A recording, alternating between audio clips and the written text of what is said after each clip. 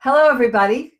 What I was ranting and raving about was that I had to leave the room to find my cards because I didn't have cards in this room, but I got them. So don't fear. What I was saying before, I was so rudely interrupted by divine intervention who wanted to silence me. Oh wait, maybe it was just my mute button.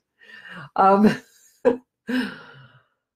I feel like I've lived a week in this day. Today started out, and this will be a lesson for all of us. Today started out really, I felt very heavy energy when I woke up, and I was like, oh, I know something's going to happen today that maybe isn't so good. And then as my day progressed, the energy just lifted, and I started to feel so amazing, and amazing things happen. So that really was a lesson to me that what we put out in the world, we get back. So try not to be your own self-fulfilling prophecy. When you're feeling good about something, let it just permeate everywhere. So hi, John, Denise, Joanne, Marianne, Laura, Joanne, I said already, Lisa. How is everybody? I hope you guys are all doing good. Kathy, if you guys have questions or anything you want me to answer about, just chime right in tonight because we're going to be very informal.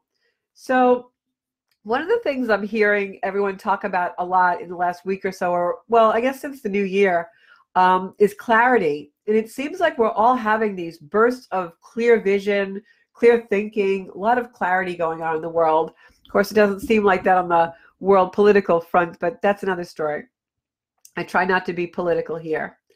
But clarity is really coming in. And for me, some of the things that I've had clarity on were my expectations in a lot of things and just kind of live and let live. You know, I'm kind of turning over a new leaf with not being so tied into a lot of the things that happen, and especially the negative things, and really trying to stay positive and protecting that positivity. And so I have a lot of clarity on that, and looking at the ways that I kind of set myself up for disappointment or for, you know, the grouchies, as I like to call them, or just negative energy. And by setting myself up, I mean the way that I have an expectation that I probably shouldn't really have based on history. So a good example of this is, you know, we keep doing things for people sometimes that aren't grateful. I was just having this conversation with a very good friend of mine, and it brought to the forefront for me some of the clarity that I've had the last few days. And so sometimes, especially in my friendships, I give too much, and then I get the woe is me or the depression of like not having it returned. And I realize that I do this, and it's a pattern. I do it with the same people, and oftentimes these friendships or relationships will be for a couple of years, and I'm still like, you know, kind of giving or bending over backwards or extending myself and not getting anything back, and having that backlash of, wow, this person maybe really doesn't feel, you know, caring for me, or maybe this person really doesn't understand me. And I realized that I was, you know, the definition of insanity, doing the same thing, expecting, you know, a different result. And so I think sometimes we keep nurturing people and we keep sheltering people in our lives that probably are not good for us, number one, but also that don't do anything to promote the shelter of our own self. And what happens sometimes with those relationships is, by giving that person shelter and doing things for them and almost being like an enabler to them to continue their behavior and the way they are towards us, we set ourselves up for disappointment. And we're also teaching that energy how to treat us. We're teaching that other human how to treat us by not really responding in a different way. And then I took that a step further, and I had clarity on the fact that we grow those things. And that when we nurture somebody or are supportive of somebody who really doesn't support us, they're growing bigger and bigger, and they're growing under our energy. But we're not only depleting our own, we're also growing something that has the ability to virtually destroy us and bring us down, because we're giving power to something that doesn't nurture and support us. So just something to think about. And that's how clarity really came in for me the last couple of days.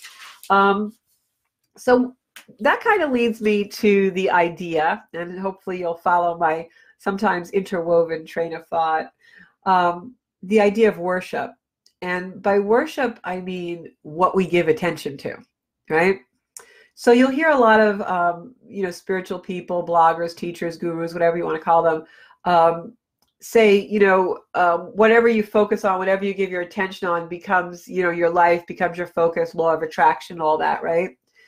But then I was thinking, and I just came in so clear this morning, what we give our attention to, we're really worshiping, right? Because we have a habit of ruminating and thinking and thinking and thinking all the time about, what's going on with that person or what's going on with the situation. And we keep thinking about it over and over and over again. And in doing that, it's almost like a form of worship, because we're giving it so much energy that that attention is just making it grow and amplify and become even bigger. And so then I thought of what's worth worshiping in my life. What are the things that really deserve that kind of attention, and what are the things that don't? And I have to tell you, it really gave me a tremendous amount of insight into where I'm putting my energy and what my focus is, but also a tremendous insight into what I'm sheltering in my life and what I'm growing. And really looking at some of the illusions of the things that I've brought in, and I water and I feed and I nurture and I allow to grow and grow and grow bigger underneath my energy. And some of those things I'm worshiping really are not worthy of that worship and thought process. So that was interesting to me. And then I was thinking how some of those things that we think about so much, we're up in the middle of the night thinking about them, etc., that we almost get abusive in them. It's almost like we're abusing ourselves by worshiping these certain things that are just causing us grief and dis-ease and tension and stress. So I just wanted to talk about that a little bit, because I think as some planets come into play in the next few days, especially I'm going to talk about the big full moon coming in, I think we're going to see our attention become a lot more focused, and we really have to try and control where we're putting that focus in order to manifest the things we really want in our life. Be really careful that you don't give too much energy to the things that you are really giving so much attention to that they could destroy you. And by destroying you, I mean bringing you down, dimming your light, causing tragedy in your life, causing dis-ease in your life, causing physical health problems, all of those things. So just, think about, what am I worshiping? What am I giving my attention and focus to? So Mel said that it's actually snowing in Pennsylvania, 4.5 inches today. Oh, I hope you're by a warm fire or something and just relaxing. Hey, Kathy, Happy New Year. So I was thinking about that whole worship thing. And then I was thinking about how we need to adjust what we worship. We need to adjust what we focus on. We need to adjust our thinking and reorient ourselves to pay attention to what really truly deserves our focus and deserves our worship, deserves our energy. And for me in 2020, a large part of that is going to be myself, Georgia Rose. I deserve my energy. I deserve a little bit of worship. I deserve to think about myself in a way that really propels my life forward. And I am going to devote a lot of my time and energy into helping other people do the same, and using their energy to focus on the things that really do grow you and grow your potential, so that we can really come into our purpose in life, whatever that is for you. Maybe this year your purpose is your vocation or your career, or maybe it's raising your children. But let's all really try, and within the Zancuda community, within our soul support, let's really all try to give each other the support and the focus that we need in order to come fully present into that 100% potential of whatever that goal is. So I think adjusting and reorienting our thinking is going to be a big theme for Zancuda this year, and deconditioning ourselves. I always talk about that. So really be careful what you pay attention to, but not just in a law of attraction kind of way. Think about it in terms of your own self-worth. And what's really worthy of my worship? What's really worthy of my attention? Is this relationship that I keep feeding but don't get nourished back from, is that really worthy of me? Is the job that I go to and I work so hard at and no one is ever appreciative really worthy of me? Is the friendships that I have that I don't have reciprocity in, are those really worthy of me? And really feel your power and feel that miraculous and beautiful person that you are when you gauge that worth of what really is, your focus and attention. Because I think a lot of us are giving a lot of worship to things that really don't deserve us and don't deserve our attention. So then I took that even another step further. As those of you who know me know, I can get really intense, right? My soul sister Lisa, Scorpio out there. Us Scorpions can be kind of intense. I have like 5 planets in Scorpio and the Scorpio moon.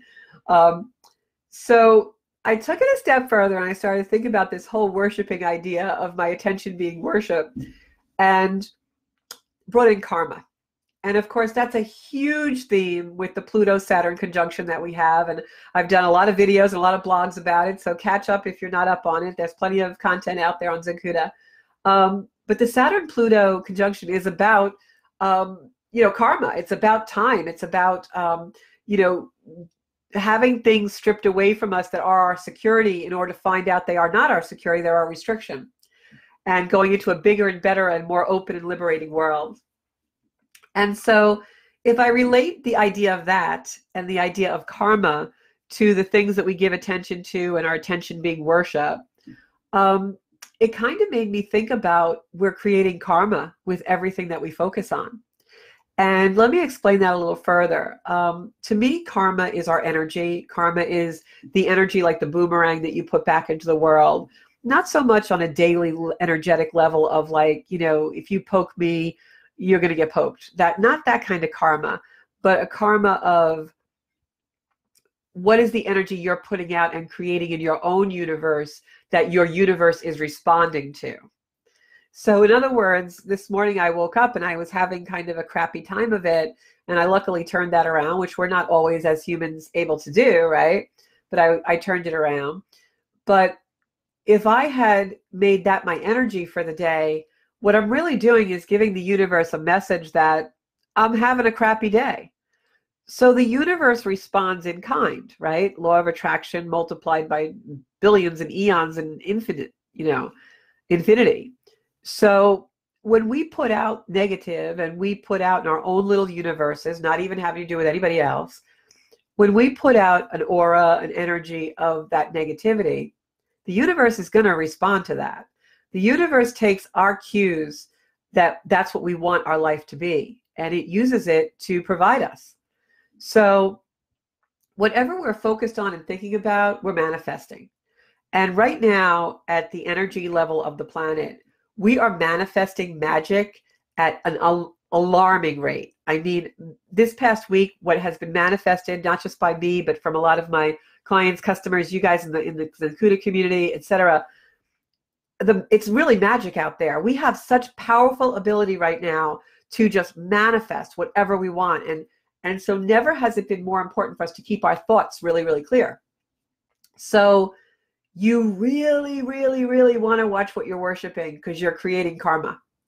When we get up and we think, oh, today something's going to happen, the universe is going to give it to you. If we get up and think, today's going to be a great day, I'm going to stick to my diet and I'm going to make sure I'm hydrated, and I'm going to really feel happy, and I'm going to really feel the energy of other people, and some great things are going to happen, the universe is going to give that to you. If we stay in a relationship that we shouldn't be in, the universe is going to keep us there because it thinks we like it. Our actions dictate what the universe responds to.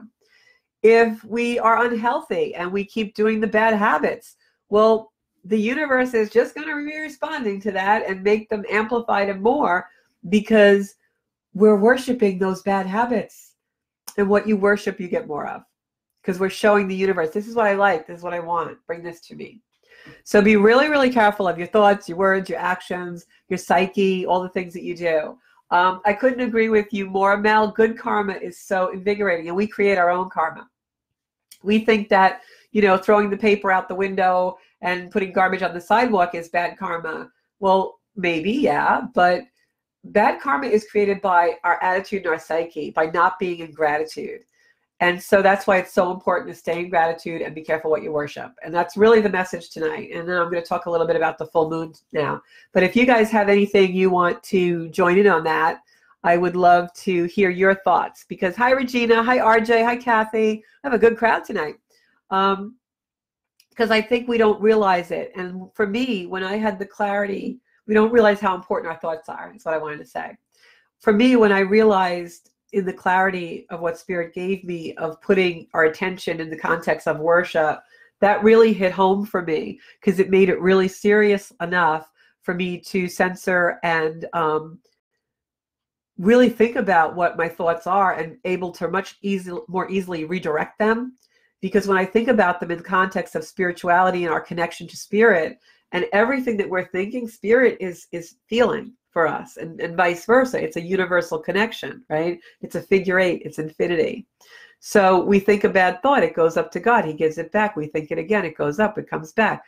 So when we have the ability to think positively and think about healing the world and thinking about helping another person in every way, whether that's a smile as you're going out of the grocery store or really making an extra effort for someone who's sick or in need, we create that infinity so much more powerful on the good energy. I was listening to a video from one of my friends online, Linda Pastore, who does a lot of essential oil, and she was talking about how the human body vibrates at a certain megahertz when it's well, and how when it's sick it vibrates lower. And I do a lot of work with cancer patients, and I can tell you that I know that to be absolutely true. And one of the reasons why Reiki and energy healing works is because it raises the vibration. When we feel sick, we feel disillusioned, we feel depressed, we're kind of like this, you know, like Eeyore in Winnie the Pooh. We talk slow and we're really tired and we really don't know what's going to happen today. And this tragedy happened to me and it was awful. And yeah. So your energy is low, your vibration is low. But when we do healing work and we're in the connection of love, the vibration goes up, right? Somebody hugs you, you feel good. Somebody gives you a compliment, you feel good. Somebody gives you a gift or someone gives you a smile, all of a sudden you feel good. And all of a sudden that cold you have or the thing that's preying on your mind or weighing heavy on you feels lighter because your vibration was raised. So keep your vibration high by worshiping the right things. So let's talk about the full moon in Cancer. That is happening. Mel's motto is, I'll show you better than I can tell you. I love that. That is absolutely great. I love that. I got to remember that one. So the full moon is coming in on the 10th, which is Friday. This is probably one of the most important full moons of the year. It is actually, let me just look at my chart a sec. Sorry if I'm off camera a bit. I got to get my chart. Yeah, it's actually happening in Cancer, and it is a lunar eclipse. That's correct. I didn't want to say solar eclipse. Lunar eclipse. It's a full moon, so it's lunar. This is a really important full moon, guys, because it's happening right on the tip of the exact conjunction of the Saturn and Pluto conjunction that I've been talking about for a couple of months now. This is the event of the decade, if not the century. Pluto and Saturn meet 3 times a century as in a conjunction, but they have not met in Capricorn in this conjunction in over 500 years. The last time they met in Capricorn was during the Protestant Reformation, when Martin Luther actually questioned the church and we began to think about spirituality in a different way. Typically speaking, when Pluto and Saturn conjunct or have any kind of a transit, even when they're across the sky from each other, a conjunction, which is what's happening on Friday, means they're exactly the same place. Typically, it means a tremendous change, a tremendous world event will change. Both World War I and World War II ignited on a Pluto-Saturn transit.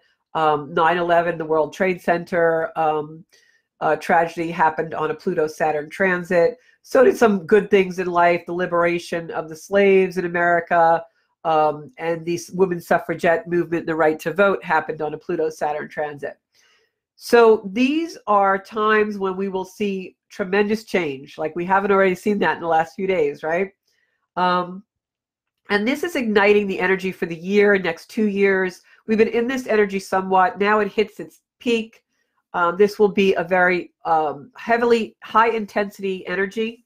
And the best thing I can tell you is worship the right things, think about the right things, keep your thoughts really pure, and you'll be fine. In your own life, what I will say, hi, Jennifer, I haven't talked to you in so long. I hope everything is wonderful for you. Jennifer Rabin Maloney is an amazing photographer. She did some work for me in the past. I love her. She is definitely channeled by spirit. So when this Pluto-Saturn conjunction happens on Sunday, it's right on the heels of the full moon on Friday. And there's a couple of other planetary transactions that are happening all along the same time. What does it mean for all of you? Simply put, whatever the universe is showing you, whatever the universe is pushing you to change, whatever is now becoming eruptive and igniting and happening in your life, pay attention, because the universe wants you to be in alignment with that. Just like I was talking about our thoughts and worshiping and attention before, and that putting out a signal to the universe of what you really want, so does this particular transit. So be very careful what you do. It's a great time to manifest the rewards if you've been on the spiritual path and you've done your work and you've made changes and you've learned about how to be conservative in your life. You've learned how not to be terribly indulgent. These are the people who now will get rewards. These are the people who in the last couple of years have done the work that they need to do, and now the rewards are coming. Sometimes miraculously so, like something that happened to me today that I can't talk about yet. But whew, I'm so excited. This is like one of the best things that ever happened to me, and I can't talk about it, but some really great stuff's coming down. So in short, this is going to be change for all of us in a deep transformative way. The other thing that I wanted to say about this particular transit and how to utilize it is, please, everyone, go on astro.com or cafeastrology.com, put in your birth date with the time and place, and get your chart. If you don't know how to read the chart, that's okay. Just look to see what house Capricorn is in, because that's where this transit is taking place. The full moon is happening directly across the sky in Cancer. That makes this energy all the more heightened because the moon is illuminating this transit. So this is going to bring in a lot of change for many, many people in the home, family, security.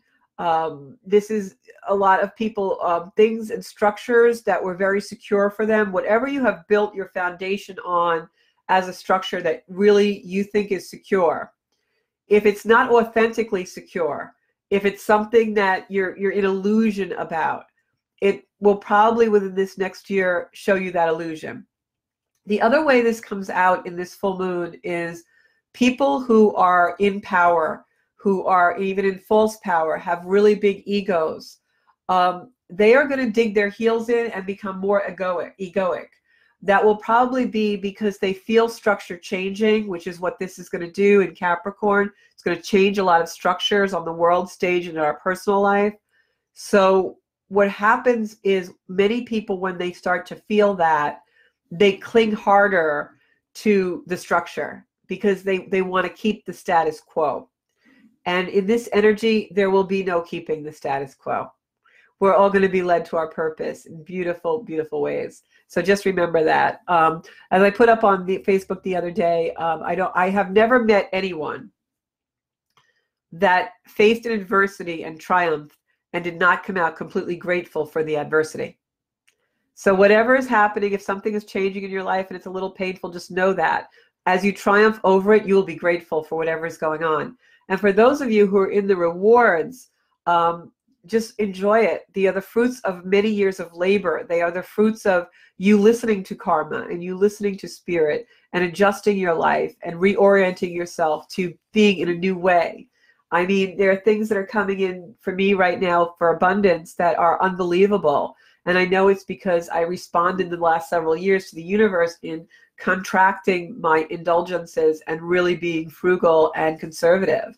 And I had to learn those lessons, and I learned them really well, I will say. Tough, tough lessons to learn, but I learned them really well, and now the universe is really rewarding me, and it's just beautiful.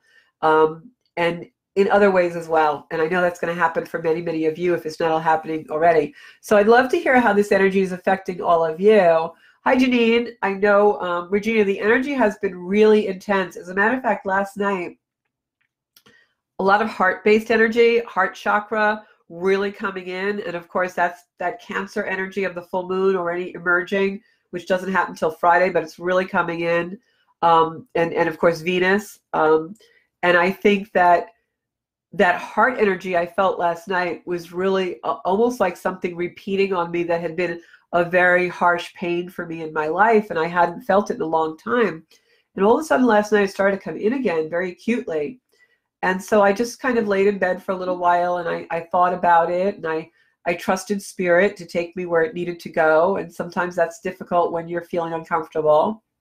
But I did, and I'm going to say that that's, you know, something I hope all of you are doing and can teach yourselves to do, is just kind of just trust yourself and let yourself be in the realm of the energy of spirit and the universe, because that really does have your back. The universe, I have come to know, is much more wise and loving and more knows a lot more than we do. And so I trust it. And it's never let me down so far. Anything that I've had to go through that was really tragic or really hard, I came out the other end to a spectacular place. So in that regard, if we can get in that place of trusting the universe, we can get through anything. And the other thing I think that'll help us all whenever the energy is intense is if we can help each other.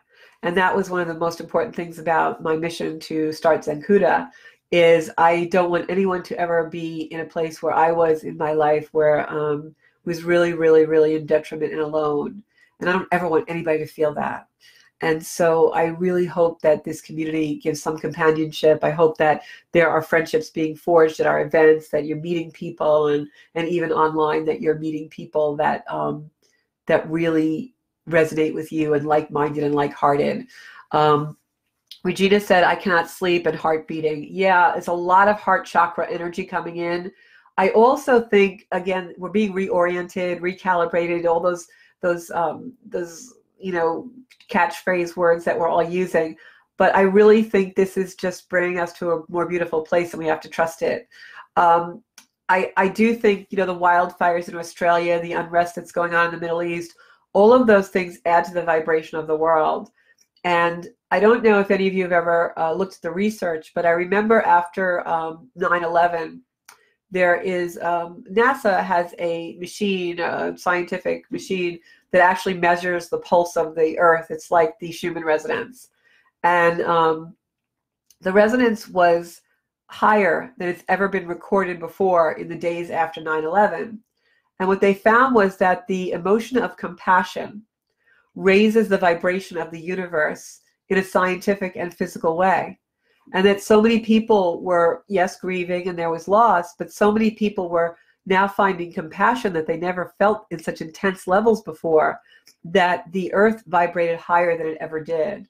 So whenever something happens that's, you know, touches me compassionately, like the Australian wildfires and the wildlife and the human life that has been really, you know, devastated by this, the compassion rises. And when that happens, to heal everything in the universe, as the vibration of the planet rises through compassion. So I thought that was really interesting. And when I had read that a few years ago, it really changed me in the way that I processed grief about global things and the environment. It really made me understand that there's a need for everything. Aaron says his mindset has been, I'll just put one foot in front of the other and do whatever work I'm supposed to. And that's it. It's almost like, for a lot of us, it's almost like a grit and bear it. It's almost like we know we have to do this. We don't have a choice. You can either go backwards and forwards. And I think most of the warriors that are part of the Zencuda community are not going backwards. That's for sure. So, Jennifer says, I feel like something very big is about to happen. I feel excitement and anticipation. Yes, absolutely. There's not enough time today for me to weigh in on all that, Jen, because the conversations I have with many of my healers and light worker friends, and, you know, the people who are the change makers, we always try not to go into the fear mongering, because there's a lot of fear mongering out there right now globally for many different reasons. You know, people who are embedded in fear will turn the Australian wildfires into the end of the world, you know. And so I think that we have to be careful that we don't go into the fear mongering. But there is absolutely an energy that something very big is about to happen. I agree with you 1,000%. I have my own personal ideas on that. I also think that for many of us on a personal level, like I know a little bit about your story, Jen, and I know you have really overcome a lot and been trying to, you know, improve your life for a long time now, and you've made strides, you know, with your family, etc. And so I think that the anticipation, excitement, those of us in that position feel is the reward, But I also think globally that there is, and I think anyone with, you know, half a brain or half a feeling of empathy knows we're about to go into some really intense times in this world, and that's supposed to happen, you know. So that's what I think. So Joanna asks, where can I get a chart? What website? You can get a free chart on astro.com or cafeastrology.com, and they both have like I like astro.com best because it's easier to use. You can put your birth information in and they'll give you a free chart. What I will caution you all about is because I get a lot of emails, messages, phone calls, texts, people who are reading their own chart and they see something and Google it and they're like upset or, oh my God, what does this mean? So study your chart. Look at where the houses are. If you want to use your chart, you know, kind of as you know, go along on these videos and other videos, etc. I also teach astrology. There's some astrology videos that are going to be coming up in classes.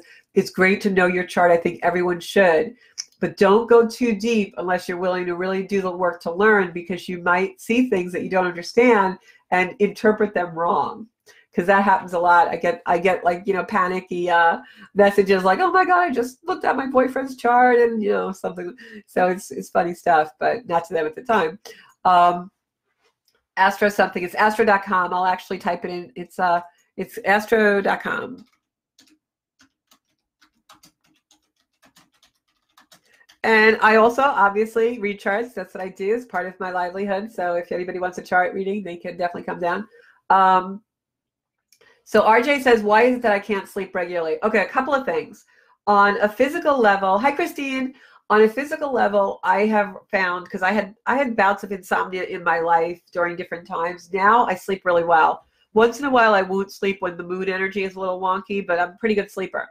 And two things I learned. First of all, I know this is going to sound really weird, but stay hydrated. Dehydration is a huge cause of insomnia. We're not comfortable. We don't even realize it. So definitely make sure you're really hydrated, and that you're going to sleep a lot better. The second thing is, if you're not sleeping because you're like ruminating and you can't stop thinking and you can't shut your brain off, write down the things that you can't seem to shut your brain off about. That'll help you sleep sometimes. One of the things that I also learned with sleeping is meditation before sleep is amazing. There's a lot of online meditations. I even have some on the Zenkuda website. There are meditations, and they will absolutely lower your vibrations so that you can sleep. If you're chronically not sleeping, I believe it's because you're out of alignment. There's something really in your life on the subconscious level that you're just not dealing with. When you deal with it, you will sleep. So hi, Patricia, how are you? So I think that that's a big part of it, is with the not sleeping. There's something bothering us, and that's the simple answer. Because when we sleep, our soul wants to take over, but we have to let go of the physical mind. When we're not sleeping, it's because we won't let go of that. When it's because of cosmic energy, moon tides, things like that, like a lot of times, if it's very heavy energy and I can't sleep, if I go on social media, I notice everybody's up. It's like 3 o'clock in the morning and everybody's up. And I'm like, okay, yeah, it's this transit we're having. And that'll happen a lot with Gemini energy, because Gemini is very sparkly, attention deficit kind of energy. So when that happens, the best thing to do is talk to the energy. I know that sounds kind of funny, but I have conversations with the moon all the time. And yeah, it answers. And if you can talk to the energy and say, energy, I know you've been brought into my life for a reason, and I know you want me to really think about these things or take action in my life, but now is not the time for that. My body needs rest. So please allow me to rest, and then I'll pick this up tomorrow. And then listen to a meditation, make sure you're drinking a lot of water, and just put your head down. And sometimes that will help. It will help a lot. Also, what I'm going to say for a lot of people out there is, one of the other things that I learned is, do not use your devices for like about an hour before I go to sleep at night. I don't look at an iPad, my phone screen, TV. Do not look at any electronic devices when you're trying to go to sleep, when you're thinking of preparing for bed. Don't have electronic devices in your bedroom, TVs, etc. Not only do the EMFs and the electromagnetic fields keep you awake and stimulate you, but your eyes, when you are looking at screens, your eyes are being overly stimulated, and sleep is when your eyes go to rest. So for me, if I look at, like, if I'm doing something on the computer or iPad, I can't go to sleep right after that. I have to like have an hour buffer or something, you know. For many of us who read on devices like that, don't do it, or there's a setting called blue light you can put on. But I learned that a couple of years ago. It was the devices that were keeping me up. So just know that. Yeah, there's sleep meditations as well. Yeah, I'll probably be doing a couple of those and put them on the Zen Kuda site in the next couple of months. Just I have a list of all these things I have to get to. But that's, you know, the energy coming in very intensely. We're probably going to feel a lot of that, especially in towards the weekend. So be prepared, you know, keep yourself hydrated, eat high vibrational, healthy foods. Don't overstimulate yourself before bed, and don't overstimulate yourself with devices. You know, clean the bedroom. You know, you don't want a cluttered room, etc. You know, all these, you know, three-dimensional things. But that was one of the biggies, was always looking at computer screens. So, because I never stopped working. I think you guys know that by now. I'm either doing real estate or I'm doing my spiritual stuff, but I'm always doing something. And I love it. So anybody have any questions or anything that I can answer for you guys this week about the energy? It's a great time to make goals. And still, even though we're a little bit out of the beginning of the year, this is a great time to make goals. Pluto and Saturn, the intensity of the energy will propel you forward. I always, whenever the energy is really intense, I always try and flip it over to give me propulsion. You know, instead of making it a negative and an anxiety, you use that energy to ignite the fire within, right? And use it for assertion instead of aggression. I'm going to end with a little meditation tonight if y'all want to join me. Yes, you will absolutely feel it more being a Cancer child. And you will probably feel it if there's any planets in Cancer with you. Curious to see, Regina, if your sun sign is in Cancer, that means the moon may be conjuncting your sun, which, you know, this is a heavy transit. It's a high energy transit. So, you know, something is definitely going to happen. It's also an eclipse in your sign. Eclipses usually run 6 to 18 months, usually when this is the first eclipse in a series. So it will ignite something of change. Eclipses come in to change something. So this is big, big change, as the song says. So just go with it, babies. Yeah, write down the thoughts, because the mind just keeps spinning. You know, one of my teachers taught me that a long time ago. So let's do a little meditation for this moon. I'm also Thursday evening going to be on my normal podcast, which I'll be in the studio for. That is through Gov's Comedy Club on Facebook, or Gov's Comedy, GovsRadio.com on the web. And I hope you join in. We're going to have you live call in. You can do all that. I'm going to be pulling some cards. Want to pull a card for tonight. I didn't even decide what deck I was using. I just grabbed one out of my studio bag. So Thursday night's podcast, definitely tune into that. I'm going to start having guests. I believe the following week I'm having a guest. Haven't been confirmed yet. But I do have a couple of confirmed guests coming up. Mark Bonner from 5 Rhythms Dance is coming on. And we're going to probably have Hardy Patel on from the Flow Place one night. We can ask them all kinds of questions about that. So it's going to be really, really awesome. And Kim Shiano is supposed to come on from Serenity Within. We just have to get all our dates straightened out. So that Soul Space and Huda podcast is going to be phenomenal. So make sure you tune in. So I'm picking a card for tonight, and this is going to set up our meditation. And we'll do a quick, like, 5-minute meditation. Hope you're all on board for that. So get your energy ready. Start breathing in deep. And the message for our meditation tonight, Spirit, please give us a message for the full moon on January 10th. Beautiful full moon in Cancer, illuminating our home, our security, and the things that we love the most. Please help whatever has to change to be a gentle transit, and help us to see all of the beautiful, beautiful rewards that you are manifesting for us. Okay, tonight's card, I'm going to pick 2 cards, they're telling me, actually. This is beautiful.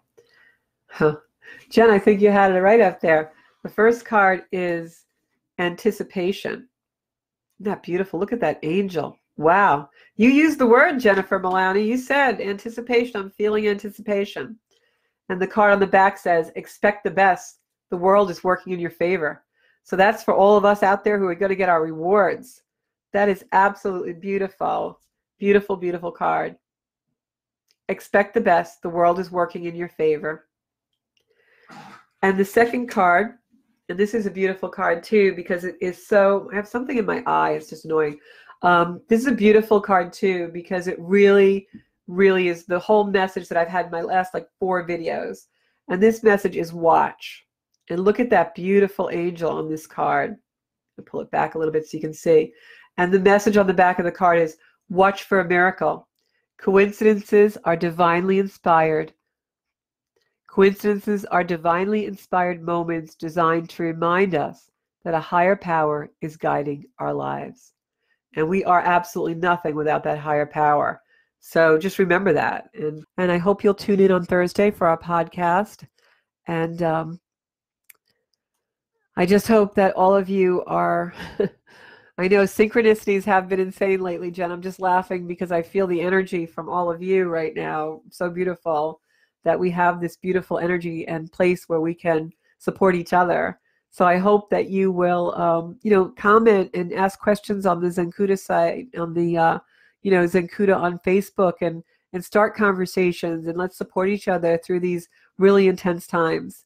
I love you all. You can find me, of course, on Zencuda on Facebook.